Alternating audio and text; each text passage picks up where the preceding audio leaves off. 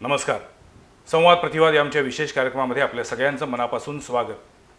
गेले जवळपास 5.5 महिने झाले एक आणि एकच शब्द सकाळ दुपार संध्याकाळ कानी कपाई आपल्याला ऐकू येतोय, कोविड, कोरोना. जून आणि जुलै या 2 महिन्यामध्ये तर कोल्हापूर जिल्ह्यातील कोरोनाची एकूण परिस्थिती गंभीरतेकडून आता अतिगंभीरतेकडे निघालेली आहे. जवळपास 15,000 पेक्षा अधिक पेशंट आता कोल्हापूर जिल्ह्यामध्ये आहेत. त्याच्यापैकी ॲक्टिव्ह पेशंट जवळपास 6,500 आहेत. 405 मृत्यू झालेले आहेत. आणि आता गेल्या काही दिवसांमध्ये गेल्या 2 ते 3 आठवड्यामध्ये कोल्हापूर जिल्ह्यातील रोजची कोरोना बाधितांची संख्या बघितल्यानंतर आपण हे सगळं घेऊन कुठे निघालेलो आहोत असा प्रश्न पडतोय. कोरोनाबद्दल गेले 4 महिने अनेक चॅनेल्सनी अनेक न्यूजपेपर्सनी आम्ही वेगवेगळ्या माध्यमातून लोकांपर्यंत माहिती दिलेली आहे. शासन प्रशासन त्यांच्या लेवलला काम करतंय, पण तरीसुद्धा कोरोना अजूनही आटोक्यात आलेला नाही. किंबहुना ग्रामविकास मंत्री हसन मुश्रीफ यांनी काल स्टेटमेंट केलं की सप्टेंबर महिन्यामध्ये कोरोनाचा विस्फोट होऊ शकतो. पण दुसरीकडे असंही वाटते की मग आता काय व्हायचं राहिले अजून, कारण आता सध्या गेल्या 8-10 दिवसामध्ये ज्या गतीनं पेशंट सापडत आहेत, जी संख्या वाढती आहे ती बघितल्यानंतर आपल्याला इथून पुढे अजून काय करायचंय, आपण नेमकं कुठं चुकतोय या सगळ्याचा पुन्हा एकदा परामर्श घेतला पाहिजे, शांतपणानं विचार केला पाहिजे. होते काय, कोरोना हा आजार हा बरा होऊ शकतो, त्याच्यातून अनेक लोक बरे होत आहेत हे आपल्या सगळ्यांना माहिती आहे. पण तरीसुद्धा कोरोनाबद्दलची जी भीती आहे ती भीती काही वेळा अनाठायी आहे का असाही प्रश्न पडतोय. मला असं वाटतं भीतीपेक्षा सुद्धा आपण या आजाराकडे गांभीर्यानं बघितलं पाहिजे. कोरोना झाल्यामुळं शारीरिक नुकसान जसं होते तसं त्याचं आता सामाजिक स्तरावरती पण नुकसान होऊ लागले. आणि या सगळ्या पार्श्वभूमीवरती शासन प्रशासनाची भूमिका आणि त्याचबरोबर वैद्यकीय क्षेत्रामध्ये सुरू असलेल्या घडामोडी, त्यांचे प्रयत्न, या दोन्ही स्तरावरती आज पुन्हा एकदा आपण बोलणार आहोत. आणि त्यासाठी आज आम्ही आमच्या स्टुडिओमध्ये बोलवलेले आहेत जिल्हा परिषदेचे मुख्य कार्यकारी अधिकारी अमन मित्तल यांना. त्यांचं स्वागत आहे. त्याचबरोबर कोल्हापुरातील अत्यंत प्रसिद्ध असे फिजिशियन ॲस्टर आधार हॉस्पिटलमधील डॉक्टर केणी सर यांचंही स्वागत आहे. केणी सर, मी पहिल्यांदा तुम्हाला विचारणार आहे, कारण फिजिशियन म्हणून तुम्ही अनेकांना तारता आहात, अनेकांसाठी तुम्ही आधारवड आहात. गेल्या काही दिवसामध्ये ज्या पद्धतीनं पेशंटची संख्या वाढतीये ते बघितल्यानंतर असं लक्षात येते की कोरोना हा संसर्गजन्य आजार आहे, पण तरीसुद्धा मी घरातनं बाहेर पडलेलो नाही आहे, मी जास्ती कुठं गर्दीमध्ये गेलेलो नाही आहे, तरीसुद्धा त्याची मला लागण झाली आहे. उदाहरण द्यायचं झालं तर अमिताभ बच्चन काय कुठे गल्लीत फिरत नव्हते, तरीसुद्धा त्यांना कोरोनाची लागण झाली. माजी राष्ट्रपती प्रणव मुखर्जी असतील, त्यांना कोरोनाची लागण झाली. हे जे सगळं बघितल्यानंतर पहिला बेसिक प्रश्न असा आहे की कोरोना खरोखर हवेतनं, हा जो काही व्हायरस आहे, विषाणू आहे, हा हवेतनं पसरतो का? आता असं आहे की कोरोनाचा संसर्ग हा आता कम्युनिटी स्प्रेड झाला आहे असं पण म्हणायलाच पाहिजे. बरं. सुरुवातीच्या काळामध्ये एखादा रुग्ण सापडला तर त्याला कुणापासून तो कोरोना व्हायरस मिळाला असेल हे हुडकून काढता यायचं.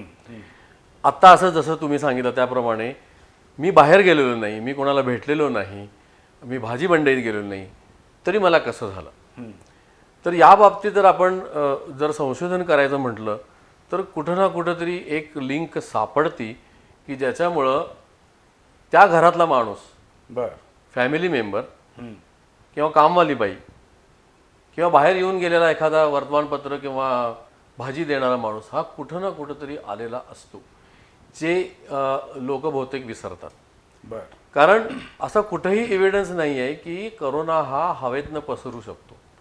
म्हणजे तुम्ही जर तुमच्या घरात जर एखाद्या कोपऱ्यातल्या खोलीत जर बसला तर तिथंपर्यंत कोरोना हवेतनं येण्याची शक्यता नाहीच आहे. कोरोना हवेतनं जाऊ शकतो पण एक ठराविक डिस्टन्सपर्यंत, 6 फूट 8 फूटपर्यंत. एखादा माणूस जर खोकला तर त्यानंतर ते कोरोनाचे जंतू हवेत तरंगत काही काळ राहू शकतात, काही तास राहू शकतात. आणि त्याच्या सानिध्यात जर माणूस आला त्या एरियामध्ये, अच्छा, मी इथं खोकलोय तर एक 100 मीटरच्या माणसापर्यंत तो जाणार नाही. तो असा संसर्ग कोरोनाचा नाही. ओके. कोरोनाचा संसर्ग हा कुठंतरी तुमचा क्लोज कॉन्टॅक्ट आला पाहिजे. किंवा आम्ही त्याला फोमाइट म्हणतो, खोकल्यानंतर जे कण असे सरफेसवर पडू शकतात त्याला कुठेतरी टच झाला असेल किंवा कुठल्या तरी वस्तूवर पडलेलं असेल, ते हातानं टच होऊन जर तुम्ही नाकाला, डोळ्याला, तोंडाला कुठं लावलं तर हा कोरोनाचा संसर्ग येऊ शकतो. आत्तापर्यंत अशा प्रकारचे जे विषाणू किंवा व्हायरसेस येऊन गेलेले आहेत. फॉर एक्झाम्पल स्वाईन फ्लू हो किंवा आधीचा सार्स जो आला होता, बरोबर.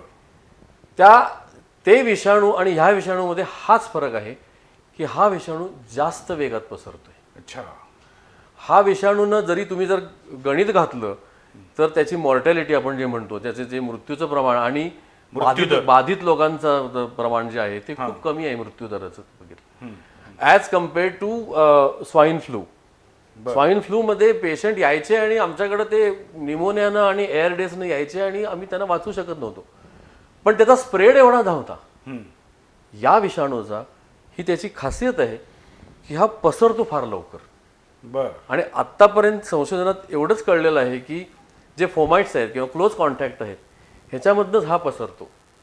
म्हणजे आता मी उदाहरण देईन की एक पती पत्नी घरात बसलेत, 60 वर्षाचे आहेत, दोघंही बाधित होऊन आले होते, आम्ही कधीही बाहेर गेलो नाही. त्याच्यानंतर काही दिवसांनी त्यांच्या मुलाला होतो, पण तो निगेटिव्ह असतो. मग त्याला मी विचारल्यानंतर तो असं म्हणतो, हो मी औषध आणायला मेडिकल शॉपमध्ये गेलो होतो. मग असा कुठेतरी संदर्भ लागू शकतो. म्हणजे काही ना काहीतरी त्याच्यामध्ये कॉन्टॅक्ट आल्याशिवाय तो पसरत नाही, तो हवेतून येतो आणि तुम्हाला बाधित करून जातो असं होणार नाही. ठीक आहे. त्याच्या पुढचा मला प्रश्न विचारायचा आहे. त्याच्यापूर्वी मी मित्तल साहेबांकडे जातो, कारण अमन मित्तल हे तरुण IAS ऑफिसर आहेत, पण गेल्या काही दिवसांमध्ये ते आता कोल्हापुरामध्ये एक डॉक्टर आहेत अशीच त्यांच्याबद्दलची इमेज झालेली आहे. इतकं त्यांचं याबद्दलचा अनुभव ज्ञान आहे. मित्तल साहेब, मला तुम्हाला विचारायचं आहे की जिल्हा परिषदेच्या अंतर्गत आपली जी ग्रामीण रुग्णालयं, आणखीन जी आपली प्राथमिक आरोग्य केंद्र आहेत, यांच्या गेल्या 4 महिन्यामध्ये त्यांच्या डेव्हलपमेंटविषयी आपण काय काम केलं? कारण आता सगळ्यात महत्त्वाचा प्रॉब्लेम आहे तो म्हणजे बेड मिळत नाही आहेत. कोरोनाचे रुग्ण वाढत आहेत, हॉस्पिटल ओव्हरफुल झालेली आहेत आणि बेड नसल्यामुळं लोकांचा किंवा पेशंटचा मृत्यू झालेला आहे अशी पण उदाहरणं घडलेली आहेत. अशा पातळीवरती किंवा अशा परिस्थितीमध्ये तुम्ही तुमची सरकारी यंत्रणा जी आहे, जी अत्यंत चांगल्या पद्धतीनं तयार झालेलं एक नेटवर्क आहे तुमचं, जिल्हा परिषदेचं प्राथमिक आरोग्य केंद्र असतील किंवा ग्रामीण रुग्णालय असतील, याच्यामध्ये ती अधिक चांगली करण्यासाठी काय काम केलं? ते ह्यामध्ये 2 महत्त्वाचे विषय आहे. सर्वात पहिला विषय आहे की कोविड आणि नॉन कोविड, ते जो PHC ज्यांना आम्ही प्राथमिक आरोग्य केंद्र म्हणतोय आणि ग्रामीण रुग्णालय, ते सर्व नॉन कोविड कामासाठी त्यांना एक आम्ही क्षमता वाढवलेली आहे. आणि सगळ्यांचे बेड कॅपॅसिटी पण ज्यांचे 6 होते त्यांचे 10 केले, ज्यांचे 10 होते त्यांचे 20 केलेले आहे. ग्रामीण रुग्णालयामध्ये पण आणखीन प्राथमिक आरोग्य केंद्रामध्ये. ओके. आणि हे सोडून त्यांची सगळ्यांची OPD आम्ही वाढवलेली आहे. पण आता म्हणजे ते कोविड व्यतिरिक्त अन्य आजारांवरती उपचार चालू आहेत तिथे?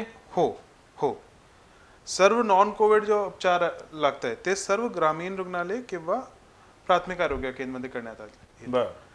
त्यांच्या सोडून जो काही पूर्वी IGM जसं हॉस्पिटल होता मोठा किंवा SDH मोठा हॉस्पिटल होता, त्यांना आम्ही एक डेडिकेटेड कोविड फॅसिलिटी ज्यांना म्हणतोय, समर्पित कोविड रुग्णालय, त्यामध्ये पूर्ण कन्वर्ट केलेला आहे. आणि त्यांना सोडून जो कोविडसाठी लागणारा जो बेडसाठीचा विषय आहे, त्यासाठी एक कोविड केअर सेंटर म्हणून आम्ही बाहेर हॉस्पिटलच्या आवाराच्या बाहेर, जसे संजय घोडावतची फॅसिलिटी असेल किंवा शिवाजी युनिव्हर्सिटीमध्ये असेल किंवा शिवाजी युनिव्हर्सिटीमध्ये असेल, सर्व तालुक्यात जवळजवळ एकूण 4,500 बेड्स वाढलेले आहेत.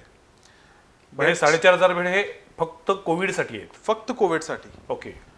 त्यामध्ये जवळजवळ 500 बेड हॉस्पिटलचे बाहेर असे आहे जो काही ऑक्सिजनेटेड आहे, आणि जवळजवळ 700 ते 800 बेड असे आहे जो काही हॉस्पिटल्समध्ये आहे जो ऑक्सिजनेटेड आहे. यामध्ये जो बेड नाही मिळण्याचा जो प्रकार आहे आता खूप कमी असणार. फक्त यामध्ये एक मोठा विषय काय आहे की बेड कोणत्या प्रकारच्या, ते बेडमध्ये जसे आम्ही आता ऑक्सिजनेटेड आणि नॉन ऑक्सिजनेटेडचा हे डिफरन्स बघितला, तसेच एक प्रकार असा की ऑक्सिजन झाल्यानंतर माणसाला HFNC असतात किंवा NIV असतात किंवा व्हेंटिलेटर बेड असतात. त्या स्पेसिफिक बेड उपलब्ध पूर्वी थोडेसे होत नव्हते, पण आता ते सुद्धा आम्ही HFNC असेल किंवा NIV असेल किंवा व्हेंटिलेटर्स असेल ते पण वाढण्याच्या आम्ही ऑलरेडी जवळजवळ आता 140 व्हेंटिलेटर फक्त कोविडसाठी आहे आणि ते सुद्धा आम्ही वाढून 200 करणार आहे. आणि त्यानंतर HFNC जे होते ते आता पूर्ण जिल्ह्यात जवळजवळ 40 होते आहे, ते आम्ही मागचे 10 दिवसातच 40 केले आणि ते सुद्धा आम्ही वाढून आता 250 वर घेऊन येणार आहे पुढच्या 7-8 दिवसात. बरं. त्यानंतर ते NIV असेल ते सुद्धा आता 250 नवीन NIV 2-3 दिवसात येतील. 50 NIV ऑलरेडी आलेले आहे. तुम्ही आता हे सगळं वाढ करताय, पण तुम्हाला असं वाटत नाही का की हे थोडंसं लेट होते सगळं म्हणून? 4 महिने आपण याच्यामध्ये गेले, 4 महिन्यामध्ये ही सगळी सिस्टीम अपडेट करायला आपल्याला वेळ होता, त्यावेळी का नाही आपण केलं? हे एक महत्त्वाची गोष्ट काय आहे की कोणती गोष्ट कधी लागणार आहे. आता ज्यावेळी तुम्ही बघितला ते केसेस जवळजवळ 15,000 क्रॉस झालेले आहे. हो. पण तेच जर तुम्ही एप्रिलमध्ये बघितलं असेल तर त्यावेळी पीक केस लोड जो कोल्हापूरच्या मॉडेल झाला होता. मे मध्ये पण अत्यंत 2 आकडी संख्या होती, 3 आकडी मॅक्झिमम. पेशंट फार नव्हतेच कोल्हापूर जिल्ह्यामध्ये. हा, त्यावेळी आमच्याकडे 2000 बेडची आम्ही व्यवस्था करून दिली होती. बरोबर. आता काय झालेलं आहे, लोकांना ऑक्सिजनेटेड बेडची संख्या जास्त लागते. त्यामुळे आता आम्ही ज्यावेळी हे वाढण्याचा निर्णय घेतोय त्यांच्यासोबत एक ऑक्सिजन अवेलेबिलिटीच्या वाढण्याचा एक निर्णय घेतलेला आहे आणि त्यामध्ये थोडाफार वेळ लागली होती, पण आता ते सुद्धा स्ट्रीमलाईन झालेलं आहे. मला असं वाटतंय की उशीर झाल्या की नाही हे आता ही बाब मी उत्तर देणं सही राहणार नाही. महत्वाचं काय की पुढचे काही दिवसात हे स्टार्ट झाले ते लोकांमध्ये मेसेज जाऊन त्यांनी बेड मिळाला पाहिजे, हे महत्वाची बाब मला वाटतं पुढच्या 4 दिवसात बघण्यासारखी राहील. दुसरं महत्वाचं काय होतं की काही पूर्वी बेडसाठी लोक डायरेक्टली येत होते. आता आम्ही एक दुसरा जो सिस्टम केला आहे की बेडसाठी जो बेड मॅनेजमेंटचे जो 3 नंबर दिले आहे त्यामुळे थोडाफार सिस्टम थोडा हे स्ट्रीमलाईन झालाय की कुठे बेड अवेलेबल मिळत नसेल तर त्यांना मिळतात. आणि तिसरी एक महत्वाची गोष्ट जो लक्षात राहिली पाहिजे की ज्यावेळी आम्ही म्हणतोय बेड नाही त्यावेळी हे नसत होतं की बेड नाही. कधी कधी काय झालेलं आहे की मला जर असं कोरोना झाला, मी डायरेक्टली गेला एक CPR म्हणणार माझ्याकडे बेड नाही, पण त्या माणसाला खरोखर कुठे बेडची गरज होती. ते CCC मध्ये आज सुद्धा आमच्याकडे 2000 बेड शिल्लक आहे.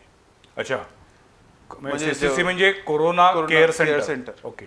Covid care centre. तर तिथेच बेड कम नाही, पण काय असतं. पण काय झालं मित्तल साहेब, हा थोडासा सायकोलॉजिकल पण प्रॉब्लेम आहे. बरोबर. CCC म्हणजे कोविड केअर सेंटरमध्ये लोक जायला तयार होत नाहीयेत, कारण तिथं हवं ते इन्फ्रास्ट्रक्चर नाही, तिथं तज्ज्ञ डॉक्टर नाहीत, अशी लोकांच्या मनातली भावना आहे.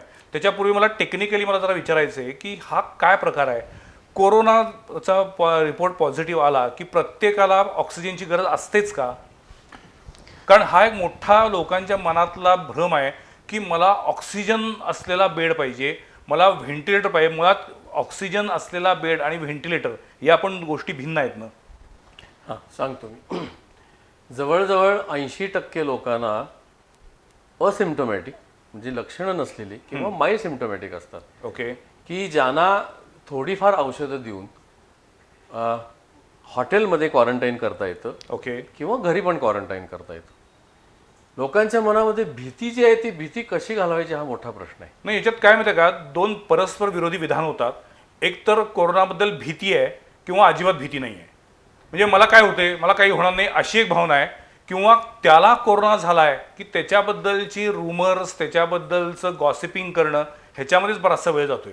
आणि त्याचे सामाजिक परिणाम मगाशी म्हटलं तसं पुढचा मला तो मुद्दा विचारायचा आहे की एखाद्या व्यक्तीला किंवा एखाद्या घरातल्या एखाद्या व्यक्तीला कोरोना बाधित ती व्यक्ती आहे म्हटलं की संपूर्ण त्या कुटुंबाकडे बघण्याचा दृष्टिकोन बदलतोय, संपूर्ण त्या कुटुंबाला क्वारंटाईन केलं जाते. आणि त्यामुळं सुद्धा माझ्यामुळं माझ्या घरातल्यांना एकाच ठिकाणी एकाच ठिकाणी त्यांना बसवून ठेवावं लागेल, त्यांना घरात कैद केल्यासारखं वाटेल, म्हणून तपासणीच होत नाहीये किंवा करून घेत नाहीत लोक.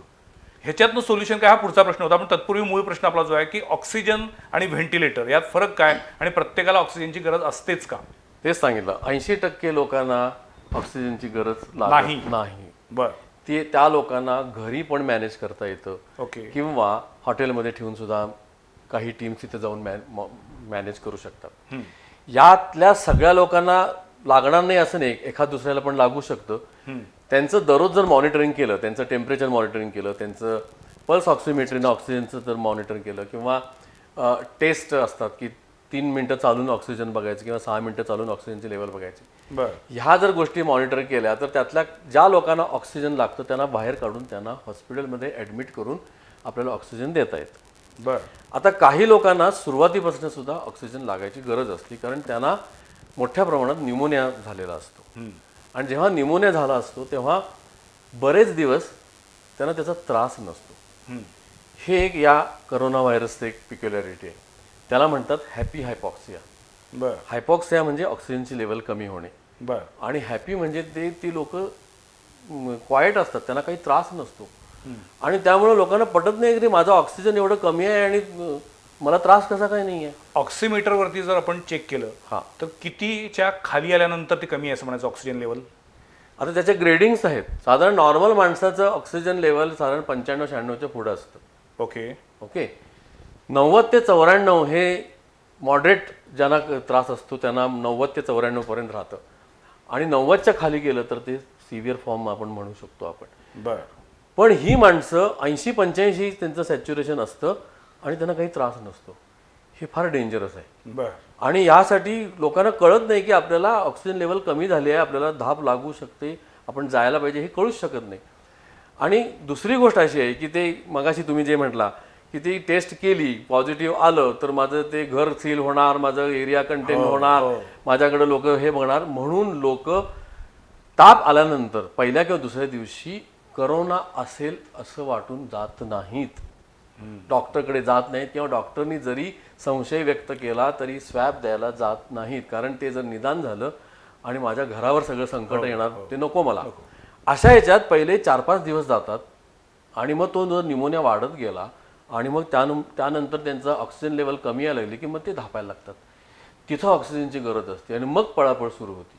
अच्छा जर अशा प्रकारचे पेशंट पहिल्या 1-2 दिवसात जर पिकअप केले, बर पहिल्या 1-2 दिवसात जर त्यांचं निदान झालं आणि त्यांना काही औषधं चालू करून किंवा लागलं तर ऑक्सिजन दिलं तर ही माणसं बरी होऊ शकतात. पण तो ऑक्सिजन दिला की साधारण किती दिवस द्यावा लागतो? कारण जनरली आपण कोरोनाच्या पेशंटवरती 14 दिवस अंडर ऑब्झर्वेशन म्हणतो आपण. मुळीच नाही, 4-5 दिवस देऊन जनरली बघायला गेलं तर 4-5 दिवस ऑक्सिजन जरी दिला तरी ही माणसं त्यातनं बाहेर पडू शकतात. ओके आता सरकारनं जे नियम घालून दिले आहेत की 10 दिवस अशा प्रकारच्या पेशंटना तुम्ही ठेवा आणि 10 दिवसानंतर त्यांची लक्षणं जर कमी झाली तर त्यांना घरी पाठवू शकता. तर हे मेजॉरिटीची माणसं आहेत, मेजॉरिटीचे रुग्ण आहेत, हे 10 दिवसात बरे होऊ शकतात.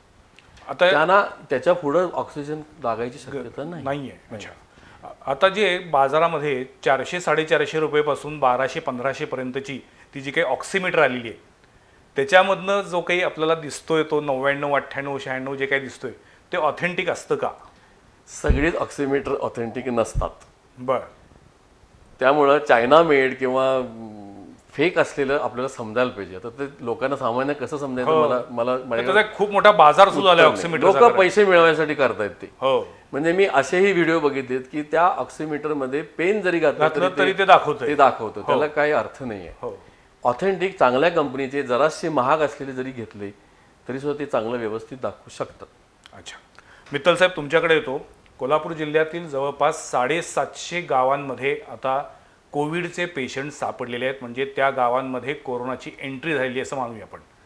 जवळपास 450 गावांनी अजूनही कोरोनाला आपल्या वेशींवरती रोखून धरलेला आहे. तुम्ही जिल्हा परिषदेचे मुख्य कार्यकारी अधिकारी म्हणून या सध्याच्या परिस्थितीला तुम्ही यश मानता की अपयश मानता?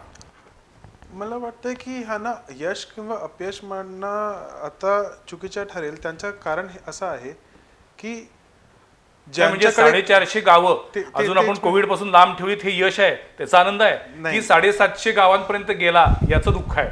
ते त्यामुळेच मी म्हणतोय की जिथे जिथे गेलेला नाही तर जर त्यांनी चांगल्या प्रकारे कंटेनमेंट केला असेल तर ठीक आहे, त्यांच्या मी मानतो की त्यांनी चांगला काम केलंय. पण काही ठिकाणी जर टेस्टिंग कमी झाली आणि त्यामुळे त्यांच्या रुग्ण सापडले नाही तर ते आम्ही असं यश मानू शकत नाही. किंवा जे 750 गाव असेल तर तिथे जर टेस्टिंग चांगली झाली आणि त्याने थांबवला तर मला वाटतंय की त्यांच्या पण अपयश म्हणणं ते योग्य ठरणार नाही. महत्त्वाचं काय आहे की जरी सगळीकडे पसरलेला असेल तरी लोकांमध्ये धीर ठेवणे आणि ते चांगल्या प्रमाणे सर्वे करणे आणि जे रुग्ण सापडले आणि त्यांचे जेवढे कॉन्टॅक्ट झाले ते कॉन्टॅक्ट ट्रेसिंग प्रॉपर करणे आता ज्यावेळी एखादा आता पेंडेमिक इथून पुढे कॉन्टॅक्ट ट्रेसिंग करणं शक्य आहे हो ज्या वेगानं रुग्ण वाढतायत. आणि पुन्हा मग तो मुद्दा तोच येतोय की आपण जेव्हा कॉन्टॅक्ट ट्रेसिंग करत गेलो त्यातनं हे सामाजिक प्रश्न तयार झालेले आहेत. म्हणजे त्याची दुसरी बाजू ही आहे, म्हणजे एखाद्या घरामधला एखाद्या माणसाला कोरोना पॉझिटिव्ह आहे म्हटलं की त्याच्या संपूर्ण कुटुंबाला क्वारंटाईन करायचं. आज ज्यांना हातावरचं पोट आहे त्यांचं असं म्हणणं आहे की आम्ही सगळेच जर घरात बसलो तर खायचं काय, जेवायचं काय, काम केलं तर आमची चूल पेटती. त्यामुळे त्याचे हे जे काही सामाजिक दुष्परिणाम आहेत त्याचा विचार होत नाही आहे. आपण केवळ प्रशासनाच्या लेवलवर, यापूर्वी जिल्हाधिकारी महोदय किंवा महापालिकेचे आयुक्त साहेब आले होते त्यांना पण मी हे विचारलं होतं की तुम्ही ते सगळं रोखण्याचा प्रयत्न केलात, पण आज जर बघितलं तर आपले सर्व प्रयत्न फेल गेलेले आहेत. आपलं हे अपयश आहे, आपण हे मान्य केलं पाहिजे. ज्या पद्धतीनं कोल्हापूर जिल्ह्यातील कोरोना बाधितांची संख्या झपाट्यानं वाढती आहे आणि इथून पुढे वाढण्याची भीती आहे, शक्यता आहे, ते बघितल्यानंतर प्रशासनाला एकूणच सगळ्या सिस्टीमचा पुनर्विचार करण्याची गरज आहे असं वाटत नाही का तुम्हाला? मला त्यापेक्षा असं वाटतंय की जो काही रुग्ण वाढलेले आहे ते आम्ही 4 महिने आम्हाला मिळाले, त्यामुळे काही आम्हाला नवीन नॉलेज मिळाली, काही आम्हाला एक सिस्टम सेट करायचे होते ते सिस्टम सेट झाले, त्यामुळे ते पूर्णपणे अपयश म्हणणं पण योग्य राहणार नाही. कॉन्टॅक्ट तर मी हे विषय 3 विषय आहे त्यामध्ये एक एक करून जातो त्याच्यावर. पहिला विषय आहे कॉन्टॅक्ट ट्रेसिंगचा. कॉन्टॅक्ट ट्रेसिंग जरी जेवढे रुग्ण वाढले तरी ते कॉन्टॅक्ट ट्रेसिंग करणं सर्वात महत्त्वाचं असतात. कारण की जसे डॉक्टर केरीने पूर्वी पण सांगितलं, हे रुग्ण असं नाही की हवेतून पसरतात. तर जसे जसे कॉन्टॅक्ट ट्रेसिंग केली तसे तसे सगळ्यांच्या पर्यंत आम्ही पोहोचू शकणार आणि तेवढा लवकर त्यांच्यावर कंट्रोल करू शकणार. आणि दुसरा हे आहे सामाजिक जे प्रश्न निर्माण होत चाललाय की माझी परिवार पूर्ण क्वारंटाईन झाला तर माझे इन्कम कुठे मिळणार. तर त्यातून माझा फक्त एक प्रश्न निर्माण होतोय, जर एखादा माणूस पॉझिटिव्ह आला तर ते मॅक्सिमम किती 10-15 दिवसात बरे होऊन येतात बाहेर. पण जर मी पॉझिटिव्ह येऊन सुद्धा जर काळजी स्वतःची घेतली नाही, माझी फॅमिलीची घेतली नाही, तर ते जो सामाजिक प्रश्न आहे की इन्कम कुठे येणार.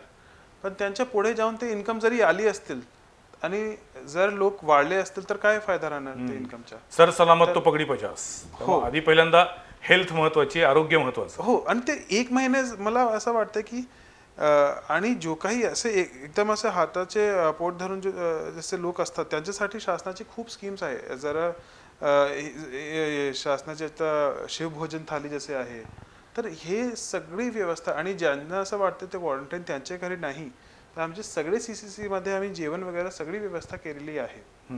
तर मला वाटत नाही असं की एखादा पण मग तुमची ही कोविड केअर सेंटर जी आहेत ही त्याला तेवढा रिस्पॉन्स का नाही मिळाला असं वाटतं तुम्हाला? असं नाही, रिस्पॉन्स मिळाला नाही, रिस्पॉन्स खूप मोठ्या प्रमाणात आहे. पण ज्या पद्धतीनं खाजगी हॉस्पिटलमध्ये बेड मिळवण्यासाठी धडपड चाललेली आहे, त्याच्यासाठी वशिलेबाजी केली जाते, त्याच्यासाठी शेवटी प्रशासनाला एक कंट्रोल रूम करावी लागली कोऑर्डिनेशन करण्यासाठी, तसं तुम्हाला CCC बद्दल करावं लागलं नाही. CCC मध्ये अजूनही बेड शिल्लक आहे असं तुम्हीच सांगताय. याचा अर्थ लोकांचा खाजगी हॉस्पिटलवरती जेवढा विश्वास आहे तेवढा कोविड केअर सेंटरवरती विश्वास नाही आहे. मला वाटतं एक ऍपल आणि ऑरेंज कंपॅरिझन सारखं झालं. कारण कसे की CCC म्हणजे काय, ते CCC म्हणजे जो बेसिक, मान लीजिए मला कोरोना झाला, आता मी माइल्ड आहे, माझ्या घरी जागा नाही, आम्ही प्रयत्न करतो की तुमच्याकडे जर जागा असेल आणि तुम्ही इच्छुक असेल तर तुम्ही घरी क्वारंटाईन व्हावं. आणि पण जर माझ्या घरी जागा नसेल तर हे एक मिडवे हे आहे. तर मी CCC ला येणार आणि जर माझी तब्येत थोडीशी खराब झाली तर आम्ही प्रयत्न करतो कोणत्याही ठिकाणी बेड मिळेल हॉस्पिटलमध्ये. ओके. तो हे डिझाईन त्यांचा असाच आहे की तिथे भरलं नाही पाहिजे ते, कारण की CCC भरले तर ते एक ब्रिज आहे. आणि ह्या एरियापासून त्या एरियाला जायचे असेल तर ते हे ब्रिज जरी भरला तर इथे पोहोचणारच नाही लोक. तर इथे जो कॅपॅसिटी आणखी जास्त क्रिएट केलेली आहे रिक्वायरमेंट पेक्षा, ते बाय डिझाईन केली आहे की जर उद्या जरी सर्च झाला तरी एक बेसिक फॅसिलिटी क्रिएटेड राहील. आणि जरी सगळे हॉस्पिटल्स भरले असं दिसून येते तरी तिथे माणसाला 2-3 तास स्टेबलाइज करण्याच्या हे राहील, ताकी सडनली डिट्युरेशन होऊ नये. ओके. तर थोडा ऑक्सिजन देऊन बेसिक मेडिकेशन तिथे सुरुवात होतात, तोपर्यंत माणसं किंवा स्टेबलाइज होतात. स्टेबलाइज होत नसेल तर आम्ही सगळे CCCला त्यामुळे फिजिशियन्सचे पण लिंकअप केलेलं आहे. ते जो काही गोळी इंजेक्शन वगैरे तिथे देऊ शकतात ते देतात. फक्त ज्यावेळी HFNC किंवा असे हायर एंड हे लागले तर ते नंतर हॉस्पिटलमध्ये शिफ्ट करतात. ग्रामीण रुग्णालयं किंवा जी आपली प्राथमिक आरोग्य केंद्र आहेत तिथे पुरेसा स्टाफ किंवा पुरेसे डॉक्टर आहेत का सध्या कोल्हापूर जिल्ह्यामध्ये? आता आम्ही कसं केलेलं आहे की जो कोविड केअर सेंटर्स असेल किंवा DCHC केलेले आहे संजय गडावते, तर तिथे आम्ही ग्रामीण रुग्णालय ह्यांचे आणि नवीन स्टाफ टोटल असे घेऊन शिफ्ट केलेले आहे.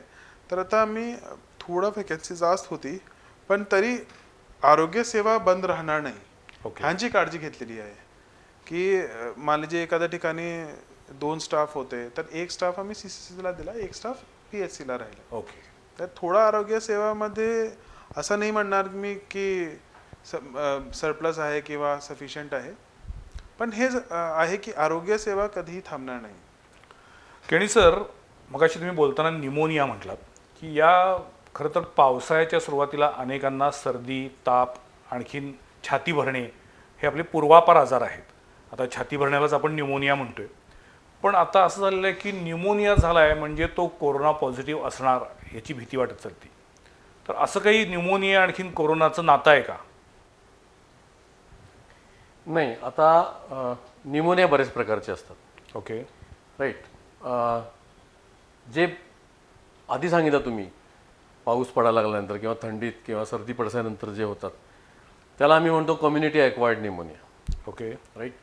ते जे न्यूमोनिया असतात ते मोस्टली बॅक्टेरियाचे न्यूमोनिया असतात. अच्छा. त्यांचं प्रेझेंटेशन वेगळं असतं. बरं. ते होण्याचं जो ग्रुप आहे, ज्या लोकांना होणार, म्हणजे ज्यांची इम्युनिटी कमी असते त्यांना होण्याची शक्यता असते, डायबिटीस वगैरे, त्यांचं प्रेझेंटेशन वेगळं असतं, त्यांचं क्लिनिकल पिक्चर वेगळं असतं, त्यांची ट्रीटमेंट वेगळी असते. बरं. तो न्यूमोनिया म्हणजे हा न्यूमोनिया असं नाही म्हणता येत. हा न्यूमोनिया म्हणजे कोरोनाचा न्यूमोनिया? करोनाचा न्यूमोनिया. अच्छा. तो म्हणजे पावसाळ्यातला न्यूमोनिया. तो म्हणजे बाकीचे न्यूमोनिया. पूर्वीच्या काळात व्हायरल न्यूमोनिया व्हायचेच. हो. म्हणजे पहिला सार्स आला होता किंवा त्यानंतर स्वाईन फ्लू आला होता, त्याच्यातही व्हायरल न्यूमोनिया व्हायचे. बरं. ह्या व्हायरल न्यूमोनियाचं आणि बॅक्टेरियल न्यूमोनियाचं प्रेझेंटेशन दोन्हीचं वेगवेगळं असतं. बरं. तसंच आत्ता हा जो करोनाचा जो न्यूमोनिया आहे त्याचं सुद्धा प्रेझेंटेशन वेगळं आहे. काय आहे? म्हणजे करोनाचं जर प्रेझेंटेशन म्हटलं तर त्यांना ताप येऊ शकतो, ओके. खोकला येऊ शकतो, सर्दीचं प्रमाण कमी असतं, त्यांचा घसा दुखू शकतो, त्यांना चव जाते त्यांची, बरं. त्यांचा वास पण जातो, अंग दुखायला लागतं, मायल्जिया म्हणतो आम्ही तसं त्यांना व्हायला लागतं, विकनेस यायला लागतो. आणि अशा प्रकारचा हा जो न्यूमोनिया आहे, या लोकांना प्रथमतः धाप लागेलच असं नाही. मगाशी जे मी म्हटलं हॅपी हायपॉक्सिया, इथं आम्हाला थोडंसं जास्त संशय ठेवून जर आम्ही इन्व्हेस्टिगेट केलं तर काही तपासणीत आपल्याला हा न्यूमोनिया सापडून येतो. नाहीतर सुरुवातीला जर आपण सगळ्या तपासण्या केल्या तर ह्याच्यात नॉर्मल सुद्धा येऊ शकतात. बरं. पण आत्ता आमच्या हॉस्पिटलमध्ये मी जर बघितलं तर 10 रुग्णांपैकी 8 रुग्णांना जे येतात आमच्याकडं खोकला, ताप आणि ह्याच्यात 8 रुग्णाला करोनाचाच न्यूमोनिया दिसून यायला लागलेला आहे. बरं. बाकीचे न्यूमोनिया कमी झालेत का असं नाही, ते त्यांच्या त्यांच्या पद्धतीनं त्यांच्या इन्सिडन्स रेटप्रमाणे येत आहेत ते. पण हा न्यूमोनिया हा बऱ्याच लोकांना बऱ्याच ग्रुपमध्ये, म्हणजे साधारणतः ज्यांचं कोमॉर्बिडिटीज म्हणतो आपण, म्हणजे अन्य काही आजार असतील तर, हां, म्हणजे डायबिटीस आहे, ब्लड प्रेशर आहे, किडनीचे आजार आहेत, काही लोक कॅन्सरची केमोथेरपी घेत असतात त्यांचं आहे, काही लोक काही आजारांसाठी, संधिवाताच्या सगळ्या आजारासाठी स्टिरॉइड्स घेत असतात. या लोकांची जी इम्युनिटी कमी असते त्या लोकांना याचं प्रमाण जास्त दिसते. अच्छा. त्याचबरोबर ज्यांचं वय जास्त आहे, 60 नंतर वगैरे, 60-70, या लोकांना याचं प्रमाण जास्त दिसायला लागलेलं आहे. ओके. तर आम्हाला साधारणतः त्यांच्या प्रेझेंटेशनवरनं, म्हणजे जे कम्युनिटी ॲक्वायर्ड न्यूमोनिया म्हटलं, त्यांचं प्रेझेंटेशन म्हणजे कसं असतं की ते 1-2-3 दिवसात एकदम जास्त त्यांना त्रास व्हायला लागतो. इथं हे थोडे दिवस जातात त्यांना, 4-5-6 दिवसात, आणि ही प्रेझेंटेशन वेगळी आहेत. म्हणजे एखाद्या माणसाला लूज मोशन होऊन करोना होऊ शकतो, एखाद्या माणसाला नुसता विकनेस म्हणून येतात आणि आम्ही त्यांचा छातीचा एक्सरे किंवा CT स्कॅन केला तर त्याला न्यूमोनिया दिसतो. असंही दिसून आलेलं आहे की हा आजार नुसता न्यूमोनियाने प्रेझेंट होतो असं नाही आहे. या आजारामध्ये बाकीच्या न्यूमोनियापेक्षा एक गोष्ट वेगळी दिसते की त्याच्यात गुठळ्या जास्त होत असतात, रक्तवाहिनीमध्ये गुठळ्या याच्यात जास्त होत असतात. त्यामुळे आम्हाला स्ट्रोक म्हणजे पॅरालिसिसचे पेशंट आलेले आहेत, त्यांची टेस्ट केली तर पॉझिटिव्ह आलेलं आहे, कारण तिथल्या रक्तवाहिनीत जाऊन मेंदूला रक्तपुरवठा करणाऱ्या रक्तवाहिनीत जाऊन गुठळी बसलेली आहे किंवा ती गुठळी जर हृदयाच्या रक्तवाहिनीत जाऊन बसलं तर ते हार्ट अटॅक म्हणून येतात. बरोबर. म्हणजे अलीकडं आम्ही हार्ट अटॅक आल्यानंतर बाबा करोना नाही ना हेही बघून घेतो. त्यानंतर पायात जे DVT म्हणतात, डीप व्हेनस थ्रॉम्बोसिस, अशा प्रकारचे हे पेशंट येत आहेत. त्यामुळं आम्हाला संशय फार ठेवावा लागतो अरे बापरे. की बाबा त्याला अटॅकचा पेशंट आहे, ताप आला होता का? हो आला होता, टेस्ट करून घ्या. असे सुद्धा पेशंट आलेले. त्यामुळे आता कसं व्हायला लागलंय की डॉक्टरने संशय जास्त ठेवून जर अशा प्रकारे बघितलं किंवा पेशंटनं सुद्धा आपल्याला झालेला त्रास हा करोना तर नाही ना हे बघण्यासाठी लवकरात लवकर डॉक्टरकडे जाणं आणि तपासण्या करून घेणं हे जास्त महत्त्वाचं आहे. पण डॉक्टर भेटत नाही, हॉस्पिटल हाऊसफुल आहे, डॉक्टरांकडे जायचंय पण डॉक्टर तपासणी करायलाच भेटत नाहीये. नाही, इथं मी थोडंसं तुला डिफर करेन. मी जे डॉक्टर कोविडचे पेशंट बघतायत ते डॉक्टर, म्हणजे आता माझं उदाहरण सांगतो मी, त्या कोविडच्या पेशंटमध्ये आम्ही इतके बुडलेलो आहोत की आम्हाला बाकीचे पेशंट बघायला खरं सांगायचं तर वेळ मिळत नाही आणि जेवढं मेंदू पण शांत आहे. एक्झॅक्टली. पण त्याचबरोबर काही हॉस्पिटल असे आहेत की जिथं कोविडचे पेशंट नाही बघत, तिथं हे पेशंट जाऊन त्यांची ट्रीटमेंट ते घेऊ शकतात. पण मला अमुकच डॉक्टर पाहिजे असं म्हटलं तर ते या परिस्थितीत होणार नाही. त्यासाठी लोकांनी जवळपास जे डॉक्टर उपलब्ध असतील त्यांच्याकडे जाऊन लवकरात लवकर त्यांच्या आजाराचं निदान करणं जास्त महत्त्वाचं आहे. म्हणजे त्या अमुक एक हॉस्पिटलमध्ये गेला तिथं डॉक्टर बाकीचे पेशंट बघतच नाहीत, मग तिथं कशाला जाऊ, घरीच बसतो, चुकीचं आहे. म्हणून मी मगाशी मित्तल साहेबांना विचारलं की ग्रामीण भागामधील किती प्राथमिक आरोग्य केंद्र ही नॉन कोविड पेशंटसाठी सुरू आहेत. कारण झालंय असं की ग्रामीण भागातील अनेक रुग्ण शेवटी शहराकडेच येत आहेत. त्यामुळे या ग्रामीण रुग्णालयांमध्ये आणखीन प्राथमिक आरोग्य केंद्रामध्ये नेमकं काय काम चाललेलं हा एक मोठा प्रश्न आहे. तिथं अजूनही अशा पद्धतीचे नॉन कोविड पेशंटवरती ट्रीटमेंट होत नाही अशी तक्रार आहे. तो भाग बाजूला जाऊ दे. मला तुम्हाला विचारायचं आहे, तुम्ही या सगळ्या परिस्थितीचा अतिशय जवळून अभ्यास केला आहे, निरीक्षण केलं आहे, बघताय तुम्ही सगळं. तुम्हाला असं वाटत नाही की शासकीय स्तरावरती तुमची जी काही एवढी मोठी नेटवर्क आहे तरीसुद्धा त्या नेटवर्कपेक्षा सुद्धा आज प्रशासन हे खाजगी हॉस्पिटलवरती अवलंबून आहे. तुम्हाला कितीही काही झालं तरी तुम्ही खाजगी हॉस्पिटलना सांगता की तुम्ही रुग्णसेवा दिली पाहिजे किंवा तुम्हाला मेस्मा लावावा लागेल, तुम्ही तुमचे बेड्स वाढवा, तुम्ही व्हेंटिलेटर वाढवा, तुम्ही ऑक्सिजनाइज्ड बेड वाढवा. गव्हर्नमेंटकडं एवढं सगळं इन्फ्रास्ट्रक्चर असून, एवढा निधी असून पुन्हा तुम्हाला खाजगी हॉस्पिटलवरती डिपेंड का राहावं लागते? एक महत्त्वाचा प्रश्न आहे. पण एक ह्यांच्यापेक्षा हे पण बघितलं पाहिजे की गव्हर्नमेंट ज्यावेळी आम्ही एक शासन म्हणतात ज्यांना, त्यांची पण एक कॅपॅसिटी असतात. आता ज्यावेळी ते कोविड सुरुवात झालं तर कोणाला माहीत नव्हता कोविड काय आहे. आता हळूहळू गव्हर्नमेंटने स्वतःची कॅपॅसिटी वाढवली. ते बेड स्टार्टिंग आम्ही 40 बेड ठेवले, ते 200पर्यंत आले, आता CPRचे 400पर्यंत आले, नंतर बाहेर 5000 एकदम नवीन बेड केले. ते सगळं असं नाही की शासनाने स्वतःची कॅपॅसिटी वाढवली नाही किंवा स्वतःचं नेटवर्क वाढवलं नाही. पण आता मागच्या काही वर्ष 91च्या नंतर तर भारतात मोठ्या प्रमाणात बघितलं गेलं आहे की ज्यांना मी private sector and public sector interlinkage म्हणतात. जोपर्यंत आम्ही त्यांची कॅपॅसिटी वापरत नाही तोपर्यंत आम्ही एक पूर्ण कॅपॅसिटी वापरू शकत नाही. आणि प्रायव्हेट सेक्टर हे तेवढेच महत्त्वाचे आहे जेवढा एक पब्लिक सेक्टर आहे. तर पब्लिक सेक्टर बहुतेक 20%, 30%, 50%पर्यंत जाऊ शकतात. पण जे पुढच्या 50%चा हिस्सा आहे ते प्रायव्हेट सेक्टरच्या सोबत घेऊन ज्यावेळी केला तर एक चांगला रिझल्ट मिळतात. मग तुमची प्राथमिक आरोग्य केंद्र आहेत तिथं तुम्ही ऑक्सिजनाइज्ड बेड किंवा तुम्ही व्हेंटिलेटर असलेले बेड्स का नाही उपलब्ध करू शकत? आम्ही काय केलेलं आहे की सगळे प्राथमिक आरोग्य केंद्राचे जोडून एक CCC केलेलं आहे.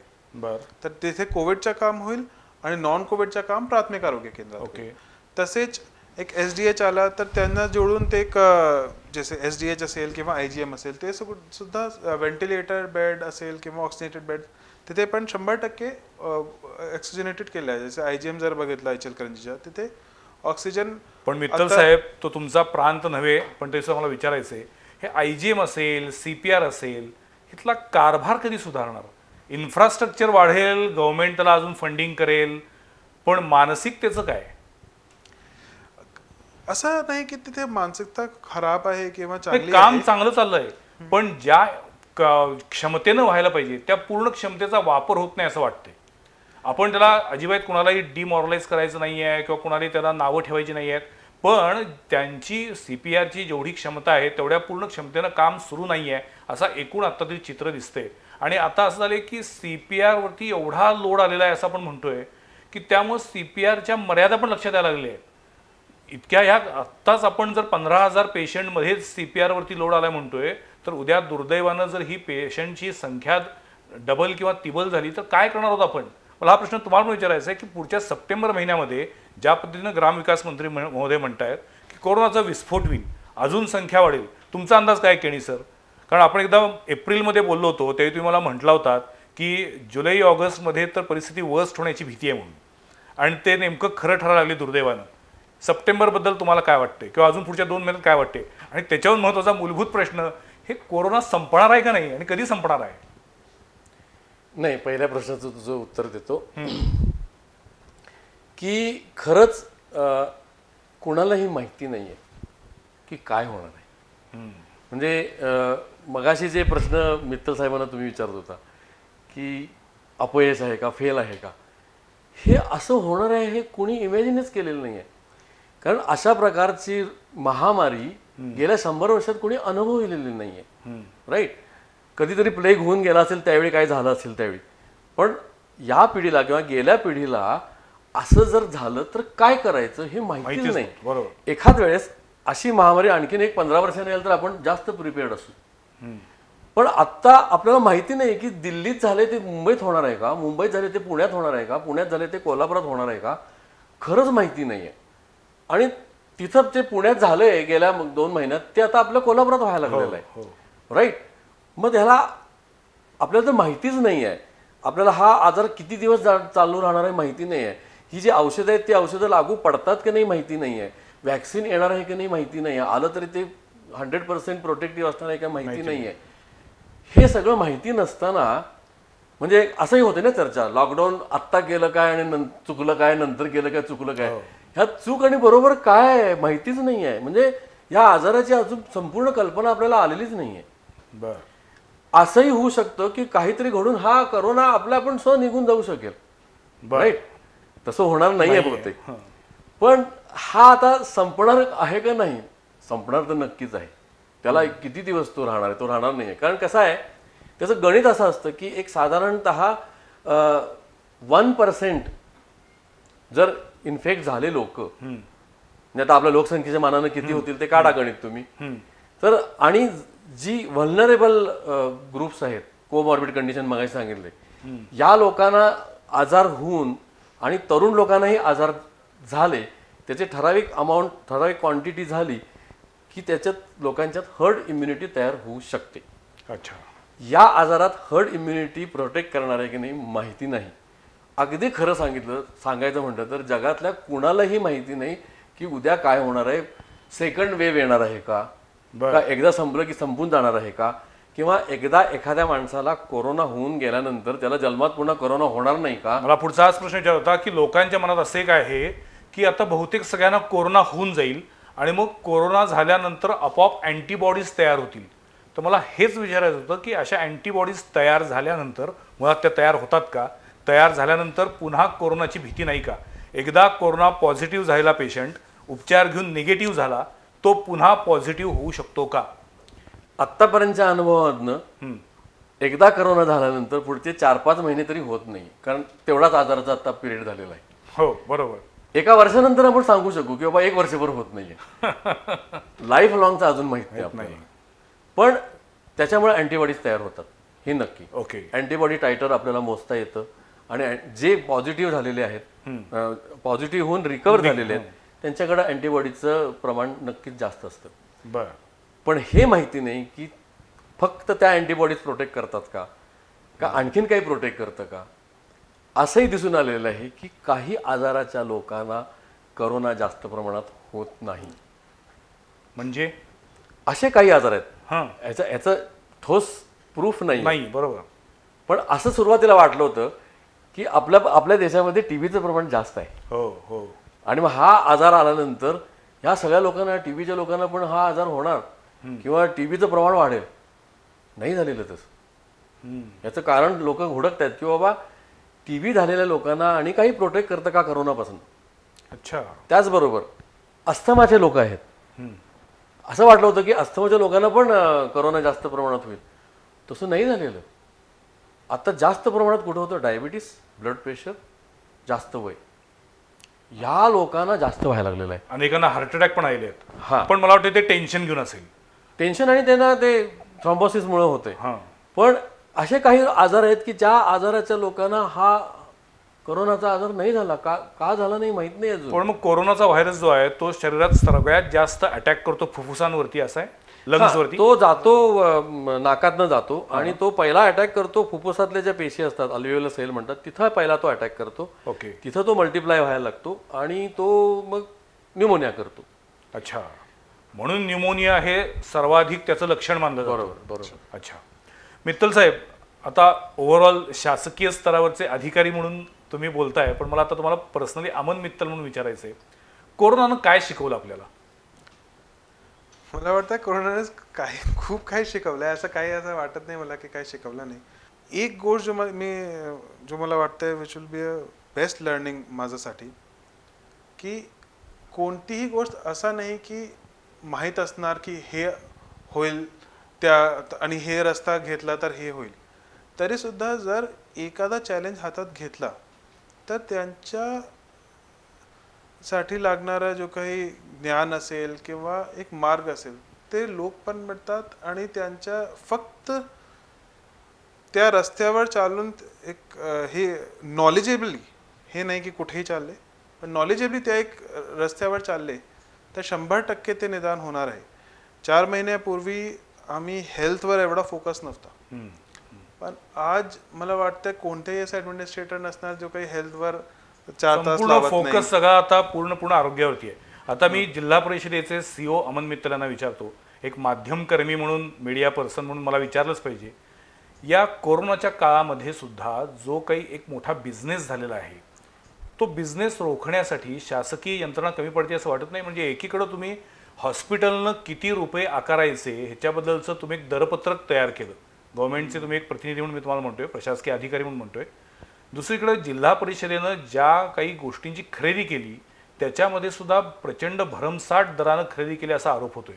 त्याच्याबद्दल काय सांगाल तुम्ही? ऑक्सिमीटरपासून ते मास्कपासून ते अगदी आपल्या व्हेंटिलेटरपर्यंतच्या अनेक खरेदीबद्दल ताशेरे ओढले जात आहेत. त्याच्याबद्दल तुमचं काय मत आहे? हे एक महत्त्वाचा प्रश्न आहे आणि कारण की हे मागचे 1-2 आठवड्यात आमच्या समोर पण आलेलं आहे की स्टार्टिंगमध्ये ज्यावेळी ते सुरुवात झाली आणि त्यामध्ये इकॉनॉमिक्स पण इन्वॉल्ड आहे. असं पण नाही की त्या लोकांनी फक्त लूटच केली आहे. जसे पूर्वी मार्चमध्ये ज्यावेळी ते सडनली ते एपिडेमिक भारतात आला आणि सगळी ठिकाणी ते कोणी तयार नव्हता, काही मास्क आणि ते N95 मास्क आणि हे PP किट्स किंवा त्यावेळी पल्स ऑक्सिमीटरचे सुरुवात थोडा नंतर झाली. ते मुख्य हे होतं आपलं PP किट, आणखीन मास्क, N95 मास्क, सॅनिटायझर वगैरे. बरोबर. तर मला हे आलं लक्षात की त्यावेळी PP किटची किंमत जो 90 GSM ची कोणीतरी मला रेट पाठवला होता 3-3.5 रुपये. त्यावेळी आम्हाला हे पण माहित नव्हतं PP किट काय असतात. बरं. ते GSM तर नंतर आम्हाला माहित पडला आणि त्यानंतर आता हळूहळू आत्ता जो रेट आला ते 200-300 मध्ये मिळतात. N95 पूर्वी काय 250, 200-250 असा रेट होता, ते आता 14 रुपयामध्ये मिळत आहे मला. तर ह्यामध्ये 2 बाजू आहे. असं नाही की फक्त त्या लोकांनी लूट केली, त्यावेळी उपलब्ध पण नव्हते. आता मला वाटतं इचलकरंजीला जर बघितलं तर 100 लोक ते N95च करत होते. पूर्वी तिथे कोणी N95 करण्यासाठी नव्हतं. पण हे एक मला वाटतं ॲज गव्हर्नमेंट सर्वंट किंवा एक ह्यामध्ये असं वाटतंय की एक रेग्युलेटरी रोल एक महत्त्वाचा असतात, पण कुठपर्यंत करू शकतात ते पण महत्त्वाचं आहे. कारण की जर त्यावेळी शासनाने केला असता की ठीक आहे 42 रुपयामध्ये जसे व्हीनसचे मास्क देणार किंवा लेटेस्ट N95 मास्क, हाफकिन याच्याबद्दलचे रेट दिले होते आपल्याला. तेच मी म्हणतोय की जसे 17 रुपये 33 पैशाचा जो हाफकिनचा रेट होता त्याबद्दल खूप लोकांनी शंका पण व्यक्त केली. पण एक हे पण लक्षात घेतलं पाहिजे की ते मास्क जो 17 रुपये 33 पैसेमध्ये ऑर्डर दिले होते मार्चला, ते CPRला कधी आजपर्यंत आलेच नाही. तर जर पण म्हणजे ही शासकीय स्तरावरची अनागुंदी आहे. अंदाधुंद कारभार आहे. म्हणजे जर मार्च मधली ऑर्डर आता जुलैपर्यंत येत नसेल, ऑगस्टपर्यंत येत नसेल, तर त्या ऑर्डरला काही अर्थच नाही. नाही, अर्थ नाही असं म्हणत नाही मी. त्यांचं कारण काय असतात की हे डिमांड आणि सप्लाय बेसिक अर्थशास्त्र आहे. तुमचा अभ्यास कमी पडला त्यावेळी? माझा अभ्यास मला वाटत नाही कमी पडला, कारण की आम्ही आमचे प्रमाणे आम्ही हे इन्शुअर केला की कुठेही कमी पडणार नाही.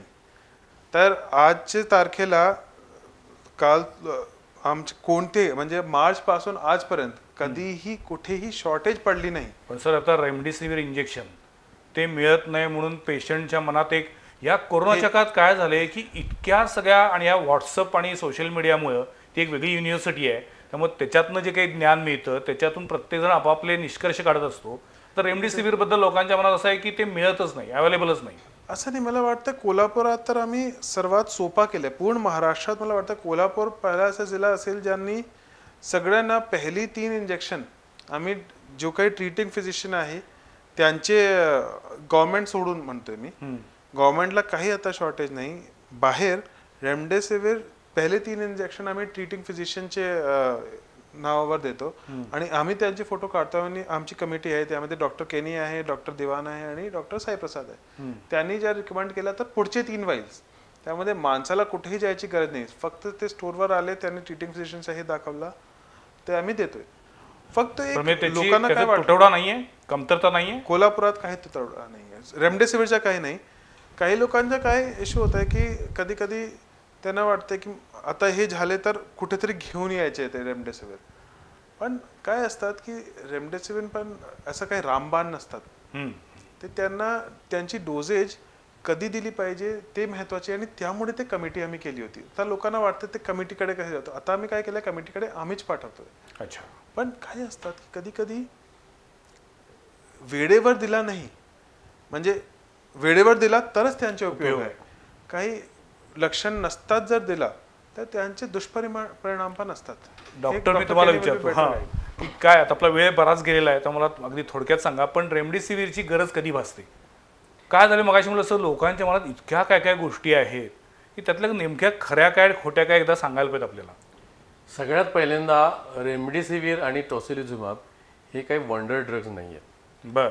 म्हणजे असं काही नाही की रेमडेसिवीर दिलं की माणूस 100% बरा व्हायलाच पाहिजे असं नाही आहे. बरं. रेमडेसिवीर हे अँटीव्हायरल ड्रग आहे. अच्छा. राईट. जोपर्यंत व्हायरस माणसाच्या शरीरात असतो तोपर्यंत ते दिलं तरच त्याचा फायदा होतो. आता हा व्हायरस काय करतो, तो सुरुवातीला व्हायरस म्हणून त्रास देतो, त्यानंतर त्या व्हायरसला अटॅक करण्यासाठी आपल्या शरीर जे घटक तयार करतं, ज्याला सायटोकाईन स्टॉर्म म्हणतात, म्हणजे इंटरल्युकिन्स किंवा CRP ह्या ज्या वेगवेगळ्या गोष्टी वाढलेल्या असतात, ह्या वाढल्यानंतर पेशंट पुढं बिघडत जातो आणि त्याला निमोनिया वाढून ARDS वगैरे होतो. तर त्या ठिकाणी ते टॉसिलिझुमॅब लागतं. आणि टॉसिलिझुमॅब हे सुद्धा असं वंडर ड्रग नाही की बाबा इकडे टॉसिलिझुमॅब दिलं की पेशंट बरा व्हायला पाहिजे. बरं असं नाही. ओके. कारण आता अलीकडे असे रिपोर्ट्स यायला लागले आहेत की टॉसिलिझुमॅब देऊन त्याच्या साईड इफेक्ट न पेशंट बिघडायला लागलेले आहेत. अरे बापरे. त्यामुळं व्हायरस शरीरात असताना जर रेमडेसिवीर दिलं तरच त्याचा फायदा आहे. ते जर आधी दिलं तरी त्याचा फायदा नाही, त्याचं नंतर दिलं तरी त्याचा फायदा नाही.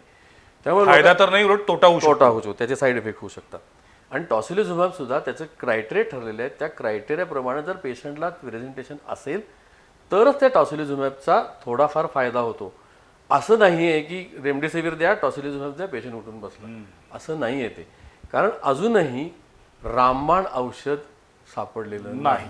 पण मग पुन्हा त्याला जोडूनच हा प्रश्न आहे की जर कोरोनाला औषध नाही तर मग हॉस्पिटलमध्ये 14 दिवस पेशंटला ठेवून 2 ते 2.5 लाख 3 लाख रुपये बिल करून त्याला काय दिलं जातं? मग पेशंटला मॉनिटर केलं जातं. सगळ्यात पहिल्यांदा ज्या पेशंटला गरज असेल त्यांना रेमडेसिवीर दिलं जातं. आणखीन एक ड्रग आहे फॅव्हिपिरावीर, जे माइल्ड मॉडरेट पेशंट्स आहेत की ज्यांना ऑक्सिजनची गरज नाही, अशा लोकांना फॅव्हिपिरावीर देऊन त्यांना मॉनिटर केलं जातं. काय काय वेळा फॅव्हिपिरावीर देऊन पेशंट बरा होत नाही, मग त्याला रेमडेसिवीर द्यावं लागतं. रेमडेसिवीर दिल्यानंतर सुद्धा सायटोकाईन स्टॉर्ममुळे पेशंटला वेगवेगळे प्रेझेंटेशन्स यायला लागतात. ARDS होऊ शकतं, त्यांना व्हेंटिलेटर लागू शकतो. ह्या पेशंटना मॉनिटर करावं लागतं, हे हॉस्पिटलमध्येच करावं लागतं. अच्छा. नंबर 1. ती सगळी यंत्रणा गव्हर्नमेंटच्या हॉस्पिटलमध्ये आहे का? ती सगळी यंत्रणा गव्हर्नमेंटच्या हॉस्पिटलमध्ये पण आहे. बरं. त्याचबरोबर आम्हाला आमच्या प्रोटेक्शनसाठी म्हणजे डॉक्टर्स म्हणा, आमच्या नर्सेस म्हणा किंवा वॉर्डबॉय किंवा जे कोण तिथं पेशंटला मदत करतात, यांना कोणाला हा कोरोना होऊ नये म्हणून ते PPE किट घालून करावं लागतं. PPE किटबद्दल बऱ्याच कॉन्ट्रोवर्सी आहेत. PPE किटचा रेट किती असावा याच्याबद्दल कॉन्ट्रोवर्सी आहे, त्याबद्दल मी काही पडत नाही. पण हे जे ट्रीटमेंट देणं असतं किंवा त्यांना जे मॉनिटर करणं असतं, या सगळ्याचा हा ऑक्सिजनचा खर्च, PPEचा खर्च, त्यांचा बाकीचा मेडिसिनचा खर्च, ह्या सगळ्या खर्चाचे मिळून ते आकडे तसे दिसतात. अच्छा. पण आत्ता कोल्हापूरमध्ये आम्ही प्रायव्हेट हॉस्पिटल्स गव्हर्नमेंटनं जे रेट्स दिलेले आहेत त्या रेट्सनंच आम्ही सगळं तरी करायचा प्रयत्न चालू आहे. तसंच करतो आम्ही. अच्छा. त्यामध्ये ज्या गोष्टी इन्क्लूड नाहीत, जी औषधं इन्क्लूड नाहीत, त्याचा खर्च आणखीन जास्त वेगळा होऊ शकतो. अच्छा. गव्हर्नमेंटनं इव्हन PPEचा खर्च फक्त 500 रुपयेच घ्या असं सांगितलेलं आहे. जरी आम्हाला ते परवडत नसलं तरी आम्ही ते करतो. कारण आम्हाला असं प्रायव्हेट हॉस्पिटल्सच्या डॉक्टरांना असं वाटतं की हे तर आमची सामाजिक बांधिलकी आहे. सगळं जग यातनं चाललेलं आहे. यावर्षी आम्हीच काय, कुठल्याही व्यावसायिकाने असं ठरवायला पाहिजे की यावर्षी आपण बिझनेस नाही करायचा आहे. टाटानी म्हटल्याप्रमाणे यावर्षी आपल्याला जगायचं आहे. खरं आहे. पण मला सांगा डॉक्टर साहेब की टेस्टिंग बद्दल सुद्धा लोकांच्या मनात शंका आहे. म्हणजे आज मी जाऊन टेस्ट केली, ती पॉझिटिव्ह आली आणि उद्या केल्यानंतर ती निगेटिव्ह आली, अशी उदाहरणं घडलेली आहेत. सकाळी पॉझिटिव्ह संध्याकाळी निगेटिव्ह अशी उदाहरणं घडलेली आहेत, किंवा सकाळी निगेटिव्ह संध्याकाळी पॉझिटिव्ह असं घडलेलं आहे. त्यामुळे मुळात टेस्टिंग जे करतायत ते शासन स्तरावरती शासकीय लॅबमध्ये केल्यानंतरचा रिझल्ट आणि प्रायव्हेट लॅबमध्ये केल्यानंतरचा रिझल्ट याच्यामध्ये फरक आहे, अशी एक मानसिकता तयार झाली आहे. नाही, हे जे काय व्हायला लागलेलं आहे हे टेस्टिंगची लिमिटेशन्स आहे. बरं. म्हणजे सगळ्यात जे कॉमनली आपण टेस्ट करतो RT-PCR, reverse transcriptase polymerase chain reaction, ज्याच्यामध्ये RNA पिकअप केला जातो व्हायरसमधनं. ह्या टेस्टची सेन्सिटिव्हिटी 70% आहे. बरं. म्हणजे याचा अर्थ 30% लोकांना जरी कोविड असला तरी ती टेस्ट निगेटिव्ह येऊ शकते. बरं. समजा एवढी एकच टेस्ट आपल्याला उपलब्ध आहे, तर ती जर 2 दिवसांनी पुन्हा केली तर तिचं 70%चं 80% जाऊ शकतं. 3 वेळा केली आणि 2 दिवसांनी तर ते 90% जाऊ शकतं. पण असं करणं फील्डमध्ये इट इज पॉसिबल, फिजिबल पण नाही. बरं, नुसत्या टेस्ट निदान होतं का? पेशंटचं प्रेझेंटेशन पण बघतो. बरोबर. पेशंटला त्रास काय बघतो, पेशंटला निमोनिया आहे का बघतो. या गोष्टींमुळे सुद्धा निदान होऊ शकतं. त्यामुळे आज इथं टेस्ट पॉझिटिव्ह केली, उद्या तिकडे केली निगेटिव्ह, त्यामुळे जो टेस्ट पॉझिटिव्ह केली ती लॅब चुकीची आहे आणि निगेटिव्ह सांगतोय तो बरोबर आहे असं मागण्यात काही अर्थ नाही. सगळं ओव्हरऑल पिक्चर जर बघितलं तरच त्याचं तुमचं निदान करता येतं. आता ह्याला दुसरं मी उदाहरण देतो. आपल्या TBचंच उदाहरण घेऊया. TBला बडका तपासायला लागतो आणि त्या बडक्यामध्ये जंतू हुडकायला लागतात. आता सिम्पल असं आहे की TBचे जंतू आहे तर TB आहे, तो फक्त 40% लोकांच्यात सापडतो. अच्छा. म्हणजे याचा अर्थ TB असूनही 60% लोकांच्यामध्ये TBचे जंतू सापडत नाहीत. म्हणजे तो TB नाही आहे का? त्याला TBची औषध द्यायची नाही? त्रास तर होतोच आहे. हां, त्रास होतो, एक्सरेत दिसतं, त्याला गाठी आल्या असतात त्यात दिसतं, हिस्टोपॅथमध्ये दिसतं. म्हणून ह्या सगळ्या गोष्टींचा एकत्रित विचार करूनच त्याचं निदान करायचं असतं. अच्छा. आता रॅपिड अँटीजेन टेस्ट पण आलेली आहे. त्याची सेन्सिटिव्हिटी तर RT-PCR पेक्षाही कमी आहे. 35%. 35 ते 40%. म्हणजे याचा अर्थ की रॅपिड अँटीजेन टेस्ट जर निगेटिव्ह असेल आणि पेशंटला सिम्पटम असतील तर RT-PCR करावी, ती पॉझिटिव्ह येऊ शकते. म्हणजे RT-PCR अँटीजेन टेस्ट चुकीची आहे का? नाही, त्याची सेन्सिटिव्हिटी बघायला पाहिजे आपल्याला, पण ती जास्त स्पेसिफिक आहे. म्हणजे काय, ज्या 35-40% लोकांच्या मध्ये ती पॉझिटिव्ह येते ते पॉझिटिव्हच आहेत. कोणत्याही आजाराची सुरुवात मनातून होते असं म्हणतात. कोरोनाच्या बाबतीत हे खरं आहे का नाही? अनेक जणांना टेन्शनमुळेच आपल्याला धाप लागली असं वाटायला लागते. पूर्वी नव्हती, आत्ता झाले ते मनातनं तयार होतात. माझे मनात घाबरलेले आहेत. खरोखर आता असं झालंय की कोरोना पॉझिटिव्ह आहे हे रिपोर्ट यायच्या अगोदरच त्या माणसाला त्रास सुधायला असतो. माणसं भितात एवढ्यासाठीच, कारण वृत्तपत्रात म्हणा किंवा सोशल मीडिया म्हणा किंवा व्हॉट्सअप युनिव्हर्सिटी म्हणा, त्याचं पिक्चर असंच निर्माण केलं जातं की एकदा कोरोना झालं की काय खरं नाही, आता तुमचं संपलं. माझा वेळ संपत झालाय. आता कोरोना झाल्यानंतर काय केलं पाहिजे लोकांनी? ज्या पद्धतीनं आता गेले 4 महिने बोलतोय आपण याच्यावरती, अनेक डॉक्टर आले, अनेक जिल्हाधिकारी महोदय असतील, महापालिका आयुक्त असतील, आता CO साहेब आहेत, सगळे अधिकारी येऊन सांगतायत. शासन स्तरावरती जनजागृती प्रबोधन सगळं सुरू आहे. मास्क वापरण्यापासून सोशल डिस्टन्सिंगपर्यंत सगळं चालू आहे. तरीसुद्धा कोरोनाचे पेशंट कोल्हापूर जिल्ह्यात, महाराष्ट्रात, भारतात वाढत चाललेले आहेत. मग एका प्रश्नाचं आपलं अर्धवट उत्तर राहिलं आहे. हे संपणार कधी आपल्याला माहीत नाही, पण सप्टेंबरमध्ये हे अजून वाढणार का? काय परिस्थिती आहे, तुमचा अंदाज काय आहे? मी ज्योतिषी नाही आहे, त्यामुळं त्याचा पण तुम्ही उद्रेक त्यातले होणार आहे तज्ज्ञ का? डॉक्टर आहात. नाही, पण अशा प्रकारचा आजार पूर्वी नव्हता, त्यामुळे तसं सांगणं अवघड आहे. पण माझं असं म्हणणं आहे की सप्टेंबरमध्ये उद्रेक होणार आहे किंवा नाही याच्यापेक्षा जर उद्रेक झाला तर आपण तयार आहोत. काय आर वी प्रिपेअर्ड? प्रिपेअर्ड म्हणजे ज्या पद्धतीनं मित्तल आता- साहेब आहे आपण आता प्रिपेअर्ड? आपण तेवढं गतिमान केलंय का सगळं?